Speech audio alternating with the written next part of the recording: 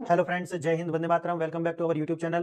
Friends, आज हम बात करने वाले हैं मनी के ऊपर, यानी कि ये पूरा जो लेक्चर है वो है मनी। और मनी का पूरा जो कंसेप्ट है वो इस वीडियो में मैं आपको समझा दूंगा। इसके बाद आपको यूपीएससी या फिर कोई भी और एग्जाम अगर आप दे रहे हैं तो उसके लिए इससे अलग और कोई वीडियो देखने की आवश्यकता नहीं पड़ेगी। और दूसरी बात ये है कि कुछ लोग हैं, मैंने एक पीछे वीडियो डाली थी जहां पर मैंने आपको बताया था कि जो डिजिटल करेंसीज के विषय में, और वहां पर आकर के कुछ लोगों ने कमेंट किए, फिर लोगों ने उन्हें जवाब दिए। तो पहले एक पूरी वीडियो को आप सुने, उसके बाद जो भी आपको लगता है फिर उसके विषय में आप कमेंट करें।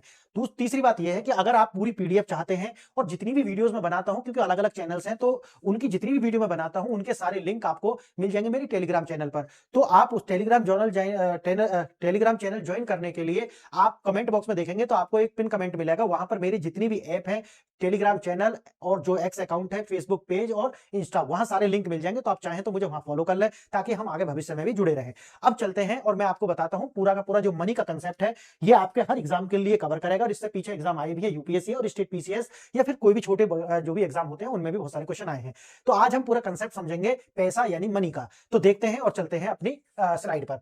पैसे का सफर वस्तु विनिमय से बिटकॉइन तक। आप जानते होंगे कि जो पैसा है, यानी कि जो धन है, यानी कि जो करेंसी है, उसका विकास क्यों होता है। ठीक है, हम जो शुरू में क्या थे, हम वस्तु विनिमय करते थे। और वस्तु विनिमय को आप समझते हैं क्या होता था, कि उसमें यह है कि आपके पास अगर कोई वस्तु है तो आप मुझसे वस्तु बदल लीजिए। ये इस तरीका का जो व्यापार है वो होता था कि अगर आपके पास आलू है और मेरे पास टमाटर है तो आप मुझे आलू दे दीजिए, मैं आपको टमाटर दे दूंगा। इस तरीका से हम वस्तुओं का विनिमय करते थे, समझ गए, वस्तुओं का विनिमय करते थे। लेकिन धीरे धीरे होता क्या है कि जरूरतें बढ़ती हैं, सामान बढ़ते हैं, और उनके लिए फिर एक जरूरत ये महसूस होती है कि नहीं, दोनों को एक्सचेंज करने के लिए अगर हम एक बीच में एक कोई इस तरह का माध्यम ले आए कि अगर हम उसकी एक वैल्यू तय कर लें और फिर अपने जो सामान है उनकी वैल्यू तय कर लें, तो फिर हम जो है उसमें आसानी से व्यापार कर सकते हैं। और वहीं से जो शुरू होता है सफर मनी। मनी मतलब पैसे का। अब वो अलग अलग देश, अलग अलग उसके नाम है, और ये जो टोटल अगर हम बात करते हैं कि पैसा जो है, कोई डॉलर कहता है, कोई पैसा है, अलग अलग देश की अलग अलग मुद्राएं हैं।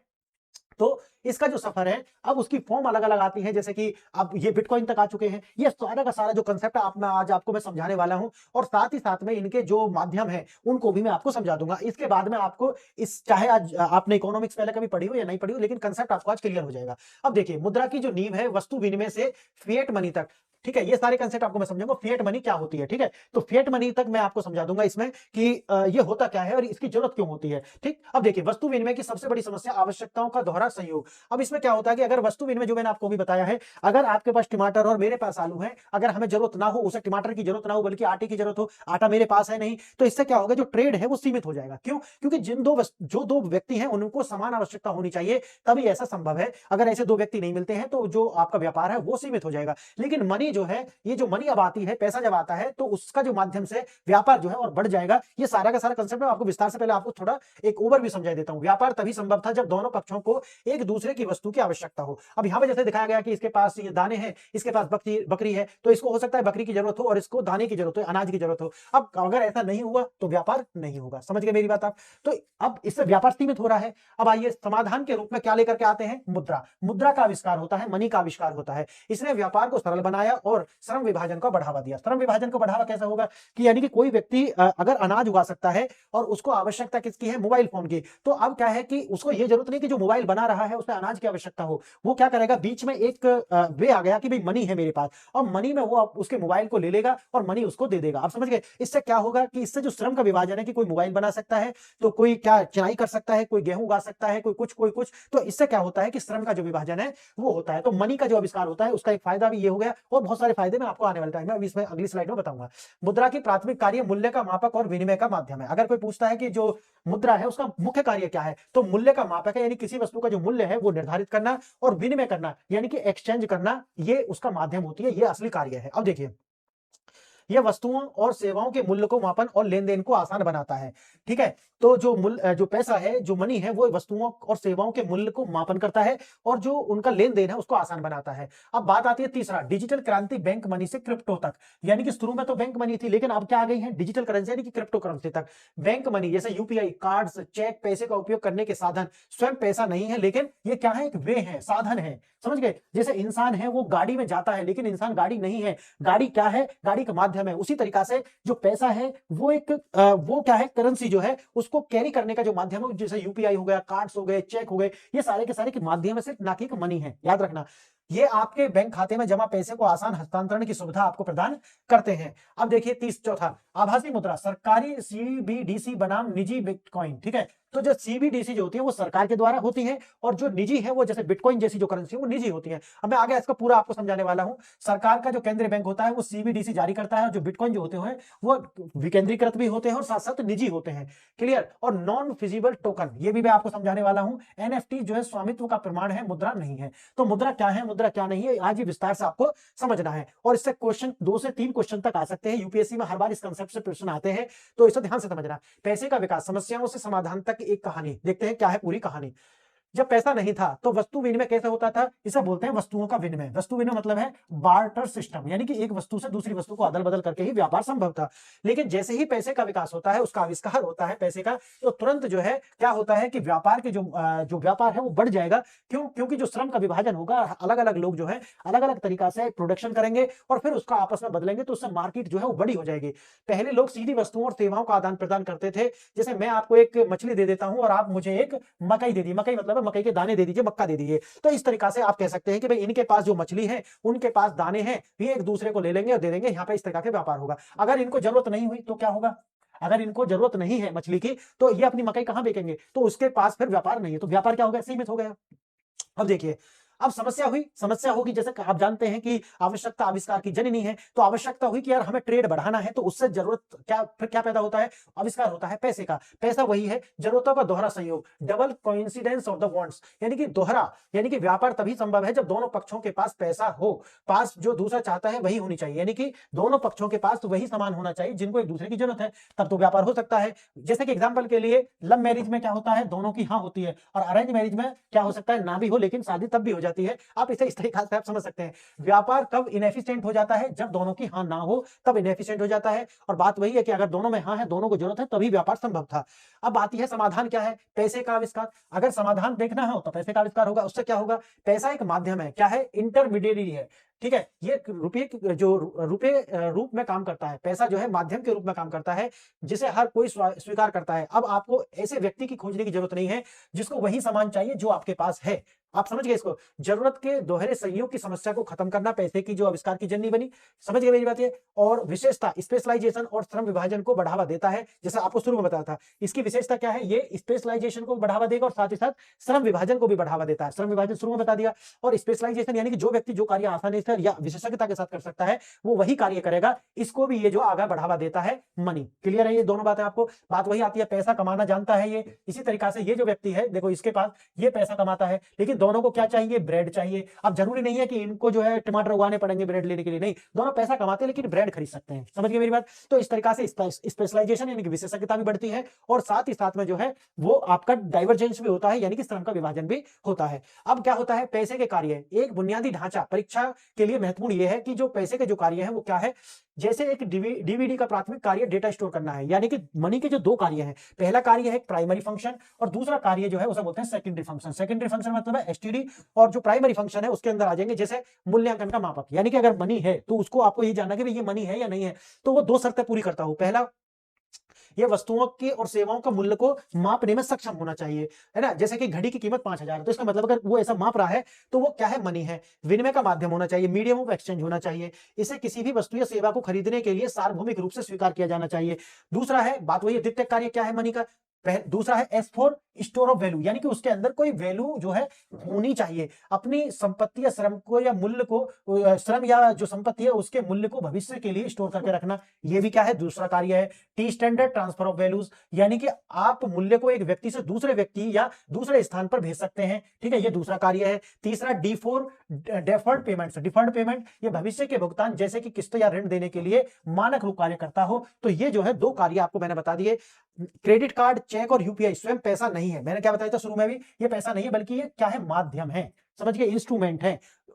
आइए देखते हैं, पैसे का पहला अवतार धातु के सिक्के, यानी कि जब पैसे आया तो उसका जो पहले फॉर्म में हम लेकर के आए थे वो धातु के सिक्के थे। अब धातु के सिक्के अगर आएंगे तो उसमें भी जो वैल्यूज होगी दो तरीका से होगी, एक तो होगी उसकी फेस वैल्यू और एक होगी उसकी इंट्रिंसिक वैल्यू। इंट्रिंसिक वैल्यू का मतलब है जैसे 1 रुपए का सिक्का है, क्या उसकी जो वैल्यू है जो दिख रही है 1 रुपया दिख रहा है, लेकिन जिस धातु से वो बना है, जिस भी वस्तु से वो बना है, क्या वास्तव में उसकी कीमत 1 रुपया है? नहीं समझे। मार्केट में जाओगे अगर उसको बेचने लगो आप तो क्या 1 रुपए का बिक जाएगा वो तोल के हिसाब से? अब देखना फेस वैल्यू है। अब इसमें दो तरीका से कार्य करते हैं कि जो फेस वैल्यू है वो इंट्रिंसिक वैल्यू से कम होनी चाहिए। अभी की जो बात है ये है। क्यों? अगर ऐसा नहीं होता तो फिर क्या होगा? फिर लोग जो है इसको अपने पास स्टोर करने लगेंगे और पिघला करके मार्केट में बेचेंगे, या फिर उसका जो है दूसरा कार्य हो जाएगा। मैं आगे आपको एक एग्जांपल भी दूंगा इसका। देखिए, अगर फेस वैल्यू जो है वो ज्यादा हो जाती है उसकी इंट्रिंसिक वैल्यू से, ठीक है, तो ये सर्वाइव कर जाएगा, ये सर्वाइव कर जाएगा। लेकिन अगर इंट्रिंसिक वैल्यू ज्यादा है और फेस वैल्यू उसकी कम है तो ये सर्वाइव नहीं करेगा। देखो, फुल बॉडीड कॉइन्स इसे बोलते हैं। पहला जो है पूर्ण काय सिक्का, ऐसी सिक्के जिनके अंतर्भूत मूल्य जो है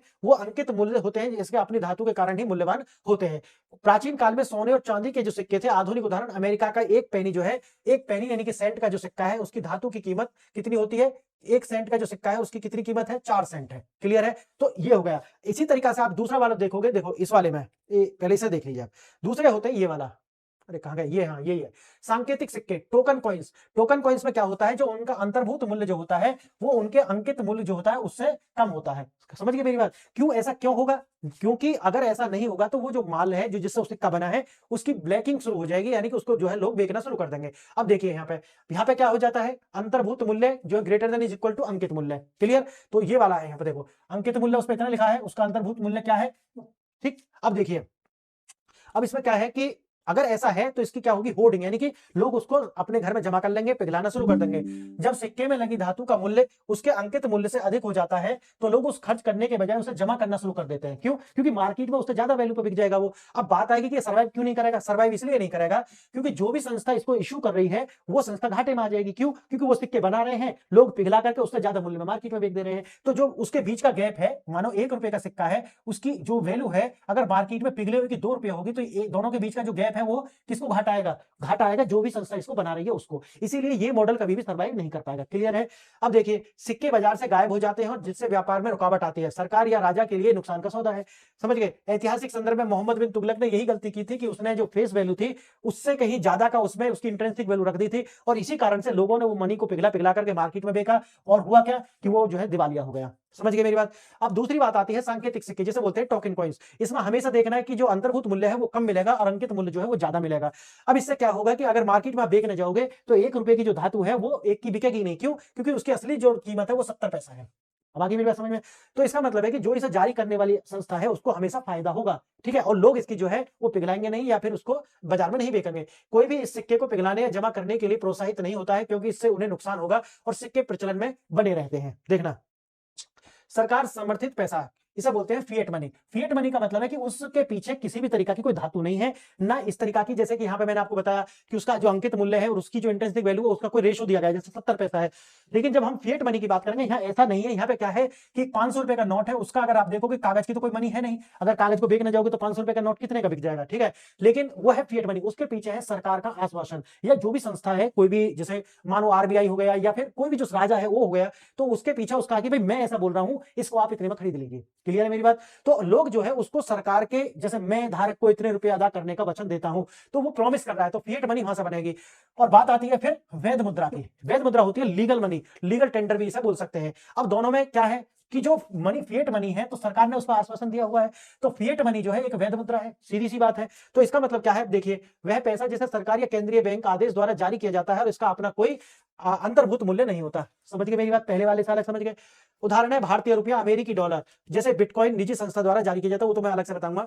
वह मुद्रा जिसे ऋणदाता यानी कि जो लेंडर होता है को ऋण के भुगतान के रूप में स्वीकार करना ही पड़ता है। आप समझिए, उसे क्या बोलते हैं हम, उसे क्या बोलते हैं, लीगल टेंडर। इसका मतलब है सरकार ये बोल रही है, सरकार ने इसके पीछे बोल दिया भाई ये लीगल है, अगर आपको ये दिया जाता है तो उसको आप स्वीकार कर लीजिए। देखिए, भारत में कौन क्या जारी करता है ये भी समझ लीजिए। ये है मुद्रा जारी करने की दो संस्था। पहला है वित्त भारत सरकार, जो कि जिसके अंदर आता है वित्त मंत्रालय, जो कि 50 पैसे या उसके ऊपर, अब 50 पैसे तो चलते नहीं है, तो उसके ऊपर क्या चलता है, 1 रुपया। 1 रुपया जो होता है उस पर जो कागज वाला जो होता है उस पर वित्त सचिव के हस्ताक्षर होते हैं। और दूसरा होता है मोर देन 1, यानी कि जो 1 से ज्यादा, यानी कि 2 रुपए या उससे ऊपर, यानी कि 500 तक के सभी नोट, पहले तो 2000 तक के भी थे, तो उस पर कौन है, आरबीआई का जो गवर्नर है वो हस्ताक्षर करते हैं। ये भी क्वेश्चन पूछा हुआ है, तो याद रखना इस प्रकार के क्वेश्चन आते हैं। वैध मुद्रा की सीमाएं, सीमित बनाम असीमित, ठीक है। अब लीगल टेंडर तो समझ में आ गया कि वैध मुद्रा कौन है, कि भाई जो सरकार ने बोल दिया कि ये है भी, इसमें आपको चेक लेना पड़ेगा, कोई लेने से मना नहीं कर सकता। अगर आप जाओ किसी को 10 रुपए का नोट दो, अगर वो मना करता है तो वो क्या है, इलीगल है एक तरीका से, उसे मना नहीं कर सकता। ऐसा नहीं कि फटा हुआ नोट आप किसी को दे देंगे, नहीं, मैं सही मुद्रा की बात कर रहा हूं।